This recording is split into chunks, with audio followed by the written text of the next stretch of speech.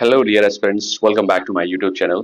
Dear aspirants, आज के इस सेशन में हम देखेंगे डब्ल्यू के बारे में, इनके इनके लिटरेरी करियर, इनके पर्सनल लाइफ के बारे में, जो इम्पोर्टेंट फैक्ट्स हैं जो कि एग्जाम के पर्सपेक्टिव से काफ़ी इंपॉर्टेंट होते हैं, उन सब चीज़ों के बारे में डिस्कस करेंगे बुलेट पॉइंट के थ्रू। तो शुरू करते हैं। डब्ल्यू का लाइफ स्पैन क्या रहा? 1885 65 टू 1939, ये इनका लाइफ स्पैन रहा है। फुल नेम देख लेते हैं क्या है। विलियम बटलर ईट्स इनका फुल नेम है। Birth 13 June 1865, Sandymount county, Dublin, Ireland में ये पैदा होते हैं, यानी बाय बर्थ ये आयरिश हैं। पेरेंट्स कौन है? His father John Butler Yeats and was an Irish painter, यानी बाय प्रोफेशन इनके फादर एक पेंटर थे। His mother name was Susan Mary Pollexfen, माँ का नाम सुजैन मैरी पॉलेक्स फैन है। 1885 published his first poem in Dublin university review. जैसा कि हर बड़ी यूनिवर्सिटी में, फेमस यूनिवर्सिटी में रिव्यूज होते हैं, मैगजीन्स होती हैं, उसमें इन्होंने इनकी पहली पोएम पब्लिश होती है।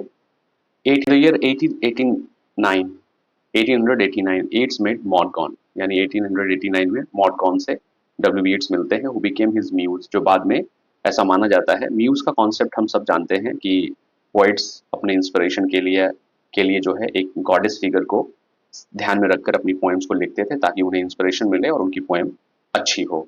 तो ऐसा ही कुछ मॉन्टगोनी का भी रोल रहा है डब्ल्यू के। ये मॉन्टगोनी की पिक्चर है। And influenced his poetry deeply. Maud Gonne के बारे में कहा जाता है कि इनकी पोएम्स में काफ़ी इन्फ्लुएंशियल रही हैं, काफ़ी डायरेक्ट और इनडायरेक्ट वे में इनका इम्पैक्ट रहा है। जैसा कि डब्ल्यू बीट्स की one of the famous poems जैसे my prayer for my daughter में भी आप देख सकते हैं, एक विजिबल है इनका, इनकी personality. She was an ardent Irish nationalist, यानी मॉडगॉन जो है एक आयरिश नेशनलिस्ट थी।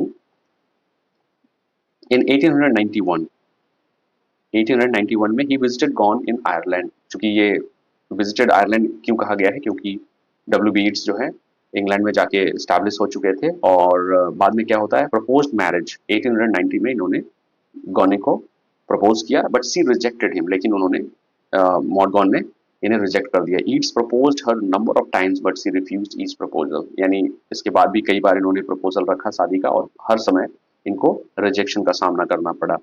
And in 1903 she married Irish nationalist major John MacBride, और 1903 में मॉडगॉन ने मेजर जॉन मैकब्राइड से शादी कर ली। Later in life he propose Maud's adopted daughter Iseult MacBride but she declined, यानी यहाँ पे हम देख सकते हैं कि शादी के बाद जो है उनकी, यानी मेजर जॉन मैकब्राइड की पहले से एक बेटी थी, तो मॉडगॉन की वो एडॉप्टेड डॉटर हो गई और डब्ल्यू बीट्स ने उन्हें भी प्रपोजल रखा शादी का और उन्होंने भी रिजेक्ट कर दिया। यानी कि एक तरह से मॉडगॉन ने भी कई बार रिजेक्ट किया और उनकी जो एडॉप्टेड डॉटर थी इसूल्ट मैकब्राइड, उन्होंने भी शादी का प्रपोजल रिजेक्ट कर दिया। 1894 he had an affair with Olivia Shakespeare that ended in 1897, यानी एक शॉर्ट अफेयर भी रहा इनका ओलिविया शेक्सपियर से, जो 94 में शुरू होता है और 97 में खत्म होता है। 1889 published the wanderings of Oisin and other poems, यानी 1889 में इनकी पहली कलेक्शन पोएम ऑफ कलेक्शन जो है पब्लिश होती है। हिज फर्स्ट सिग्निफिकेंट कलेक्शन, यानी एक तरह से एक जो इनकी लिटरेरी करियर की एक बड़ी अचीवमेंट मानी जाती है, एक तरह से शुरुआत भी यहीं से होती है। Some poems in the collection, कुछ पोएम्स जो हैं, जो फेमस पोएम है इस कलेक्शन में, द वैंडरिंग्स ऑफ ओशन, यानी टाइटल भी सेम है, the song of the happy shepherd and the stolen child etcetera, यानी और भी बहुत सारी पोएम है, बट ये कुछ मेजर पोएम्स हैं काफी फेमस। 1890 ये ईयर क्या है? It's join Hermetic Order of the Golden Dawn, यानी एक सोसाइटी है जिसको इन्होंने ज्वाइन किया था जिसका नाम है Hermetic Order of the Golden Dawn. The same year, यानी सेम ईयर का मतलब इसी साल क्या होता है, ईट्स एंड अर्नेस्ट राइज, यानी ये ईट्स और अर्नेस्ट राइज जो है मिलकर को founded the Rhymers club in London with other young poets, यानी कुछ और यंग पोएट्स जो उस समय के उभरते हुए जो कवि थे और पहले के जो भी काफी फेमस थे, उन्होंने मिलकर एक राइमर क्लब का की शुरुआत की, जो कि बेसिकली पोएट्री और पोएट्स के ऊपर बेस्ड थी। जॉइन द थियोसॉफिकल सोसाइटी, यानी 1890 में ही इन्होंने एक सोसाइटी है जिसका नाम है theosophical society. Deeply interested in mysticism and occult, अभी ऑकल्टिज्म हम जानते हैं क्या होता है, मिस्टिसिज्म कुछ रहस्यमयी चीजें होती हैं, जैसे कि हम उसके बारे में काफी क्यूरियस रहते हैं, तो कुछ ऐसा ही डब्ल्यू बीट्स भी इन सब चीज़ों के बारे में उनकी पोएम्स में भी हमें मिस्टिसिज्म, मैथोलॉजिकल एलिमेंट्स काफ़ी दिखते हैं। रोमांटिक जो एक मोड है, जो एक नेचर है इनकी पोएम्स का, उसमें भी हमें एक मिस्टिसिज्म नज़र आता है उनकी पोएम्स, जैसे लीडा एंड स्वान वगैरह मैथोलॉजिकल फिगर हैं। ठीक है, द सेकंड कमिंग इनकी काफ़ी फेमस पोएम है। तो इस तरह की चीज़ें जो है ये जॉइन करने के बाद चीज़ों को सीखते हैं, पढ़ते हैं और उनकी पोएम्स में ये सारी चीज़ें विजिबल हैं। 1893 में क्या होता है, पब्लिश द सेल्टिक ट्वेलाइट। अब ये जो इनकी पोएम है, marking his role in the Celtic revival revival अब ये शेल्टिक रिवाइवल क्या है, ये जानना जरूरी है। शेल्टिक रिवाइवल एक्चुअल में जो आयरिस, एक तरह से जो उनकी लैंग्वेज थी, उनकी जो अपनी कल्चरल जो हेरिटेज था आयरलैंड का, उसको ये सेव करना चाहते थे। चाहे आप डब्ल्यू बी ईट्स हो गए या जीबी शॉ हो गए, ये भी आयरिस थे, जीबी शॉ भी आयरिस थे, जेम्स सिंच हो गए। तो ऐसे लोग थे। अब उसमें मॉन्टगॉन भी इंक्लूडेड है, क्योंकि वो भी एक नेशनलिस्ट थी, तो वो भी चाहती थी कि आयरिश सोसाइटी, उनके उनके कल्चर, उनके ट्रेडिशन, उनकी लैंग्वेज को, तो ये सारी चीज़ें जो है, जैसे जेम्स सिंच की जो बेसिकली उनके जो प्लेज हैं, जो 7 प्लेज हैं, जब आप उसको पढ़ेंगे तो आपको इंग्लिश उनकी अलग है, वो एक अलग ही उनका अपना एक आयरिश शेल्टिक जो लैंग्वेज है वो उसको वो प्रिजर्व करना चाहते थे। तो शेल्टिक रिवाइवल, रिवाइव करना यानी चीज़ों को फिर से वापस लाना सोसाइटी में, तो किस तरह 1893 में ये शुरुआत करते हैं। 1896 it's was introduced to Lady Gregory. अब ये भी एक बहुत ही बड़ा फिगर कह सकते हैं, आयरलैंड में थी और काफ़ी रिच थी, डब्ल्यू बी ईट्स के साथ जुड़ती हैं, हु इनकरेज्ड हिज नेशनलिज्म, यानी लेडी ग्रेगरी भी चीज़ें जो है इनके साथ नेशनलिज्म थी, नेशनलिस्टिक थी, और आयरलैंड के फ्रीडम में भी काफ़ी इनका कंट्रीब्यूशन रहा है।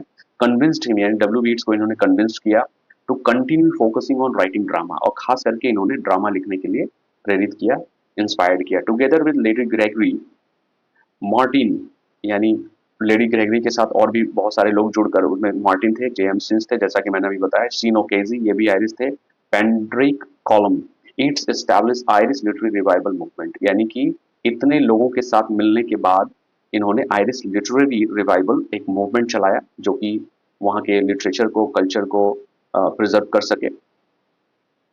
1899 Yeats, lady Gregory, Edward Martin and George more establish the Irish literary theatre. अब इन्होंने मिलकर आयरिश लिटरेरी थिएटर को भी स्टैब्लिश किया, शुरुआत की, for the purpose of performing Irish and Celtic plays. जैसा कि मैंने बताया कि हर तरीके से ये चाहते थे कि जो आयरिश कल्चर है, लैंग्वेज है, उनका अपना ट्रेडिशन है, उसको ये प्रिजर्व कर सके। तो इसके लिए सबसे बेहतर मीडियम होता है पोएम्स या फिर ड्रामा। तो ड्रामा एक अच्छा मीडियम माना जाता है, क्योंकि हम उसको स्टेज पे परफॉर्म करते हैं। तो इस तरह इन्होंने एक आयरिश लिटरेरी थिएटर की शुरुआत की। Wrote the Countess Cathleen, W B Yeats ने जो ड्रामा लिखा है, प्ले लिखा, उसका नाम है the Countess Kathleen, beginning of his dramatic work for Irish stage, यानी कहीं न कहीं डब्ल्यू बी ईट्स ने अपनी शुरुआत की थी ड्रामेटिक स्टेज की, और जिससे शुरुआत की द काउंटेस कैथलीन के साथ। 1904 along with Sinch, यानी सिंच के साथ, जेम्स सिंच के साथ, they opened the Abbey Theatre in Dublin on 27 December, sorry ये 2004 नहीं होगा, 1904 होगा, in the year 1904। तो ये 1904 में इनकी शुरुआत की जेम्स सिंच के साथ, और एबे थिएटर काफी फेमस थिएटर बन गया। 1915 it was offered knighthood by the British government which he refused, यानी 1915 में एक नाइटहुड की एक बड़ी उपाधि मानी जाती है, ब्रिटिश गवर्नमेंट के द्वारा दी गई, लेकिन उन्होंने रिफ्यूज कर दिया। और रिफ्यूज क्यों किया, उसके पीछे का रीजन यही है कि आयरलैंड भी एक फ्री कंट्री नहीं था, उस पर भी ब्रिटिश क्राउन का एक तरह से कह सकते हैं अधिकार था, जिसकी वजह से आयरलैंड के लोग खुश नहीं रहते थे, जिसकी वजह से इन्होंने रिजेक्ट कर दिया। 1916 में क्या होता है देखते हैं।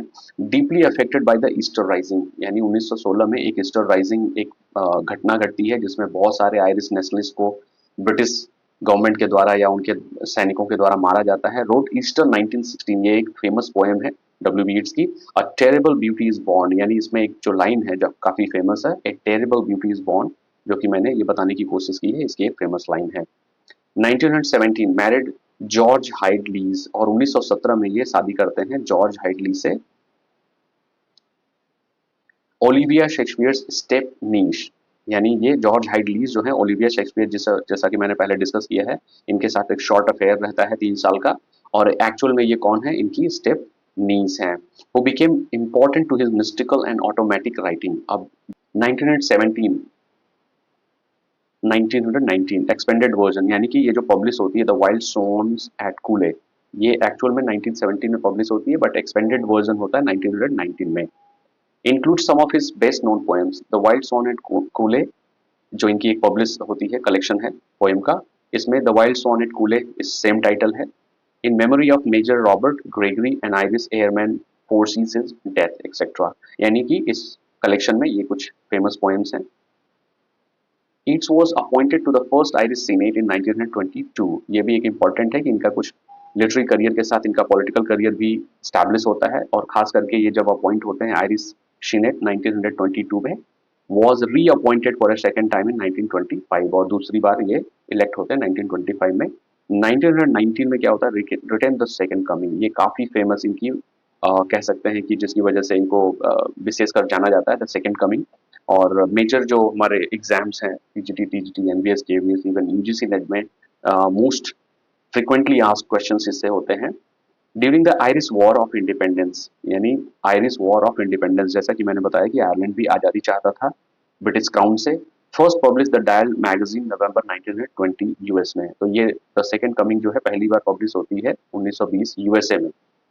Letter included in the collection the tower 1920, और बाद में इस पोएम को द टार नाम के इनके कलेक्शन में जो कि 1928 में पब्लिश होती है उसमें ये रखा जाता है। 23 में क्या होता है, एक मेजर इवेंट घटता है, won the Nobel prize in literature, और बाद में 1923 का एक समय आता है जब इन्हें नोबेल प्राइज इन लिटरेचर मिलता है for his always inspired poetry which in a highly artistic form gives expression to the spirit of a whole nation.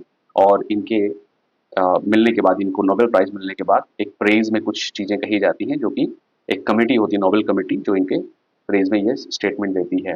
1928 में क्या होता है, published his poetry collection the tower, और जैसा कि बताया कि 1928 में इनका काफी फेमस एक कलेक्शन रहता है tower, a major work reflecting on ageing politics art, जिसमें इनको देख सकते हैं कि चूंकि ये जाहिर सी बात है बूढ़े हो रहे थे तो ये सारी चीजें जो भी इनकी पोएम्स में दिखती हैं, पॉलिटिक्स दिखता है चूंकि ये सीनेट इलेक्ट हो चुके थे, आर्ट काफी कुछ नॉलेज हो चुका था, ऑकल्टिज्म भी था, मिस्टिसिज्म भी था, तो ये सारा कुछ एक मिक्सअप, एक जो मिक्सचर था वो द टार में दिखता है। इज मोस्ट इन्फ्लुएंशियल वॉल्यूम्स, यानी काफी फेमस वॉल्यूम रहा है the tar, was well received by public, और पब्लिक के द्वारा काफी एक्सेप्ट किया गया। फेमस पोएम कौन कौन सी है इस कलेक्शन में, sailing to Byzantium, Leda and the swan among school children, ये कुछ इनकी फेमस पोएम है इस वॉल्यूम से। 1933 publish his poetry collection, again एक पोएट्री कलेक्शन पब्लिश होता है, the winding stair and other poems, इसका नाम है कलेक्शन का। Includes Byzantium, a dialogue of self and soul, इसमें ये फेमस पोएम है। तो winding stairs and other poems 1933 में ये कलेक्शन आता है।